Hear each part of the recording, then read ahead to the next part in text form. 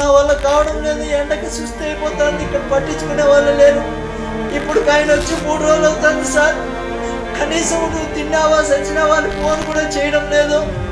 ఈడ నాకు ఈ పక్క పాములు తేళ్ళు ఎక్కువ ఉంటాయి సార్. నేను చచ్చిపోయినా కూడా అడిగేవాడు లేదు సార్. ఈడ నా పరిస్థితి ఇట్లుండాలి. నాకు దయచేసి ఎవరైనా సాయం చేయండి సార్. ఈ ఏడాది నుంచి నన్ను బయట వేసేయండి, ఇంటికి వచ్చేస్తాను.